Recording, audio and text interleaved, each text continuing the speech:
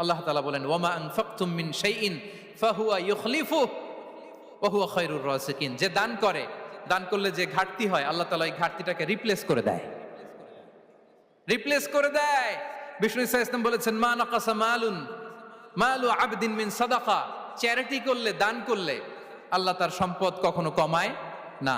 প্রতিদিন সকালবেলা দুজন ফেরেশতা নেমে বলতে থাকে আল্লাহুম্মা আ'তি মুনফিকান খালাফা, আল্লাহুম্মা আ'তি মুমসিকান চালাফা। ফেরেশতা দুজন বলে আল্লাহ, যে দান করলো, দানের কারণে যে ঘাটতিটা হলো এটা তুমি মেক আপ করে দাও, এটা তোমার পক্ষ থেকে বারাকা দিয়ে রিপ্লেস করে দাও। আর যে ধরে রাখলো, কৃপণতা করলো, ওর সম্পদকে আল্লাহ তুমি ধ্বংস করে দাও। আমরা যেন দান করি। এরপরে বিষ্ণু ইসা ইসলাম বলেছেন বেশি বেশি হজ উমরা করলে, বেশি বেশি যদি কারো সাধ্য থাকে, ফিনান্সিয়াল ক্যাপাসিটি থাকে, বেশি বেশি হজ উমরা করলে তার রিজিকে বারাকা নেমে আসে। সব শেষে হচ্ছে দোয়া করা।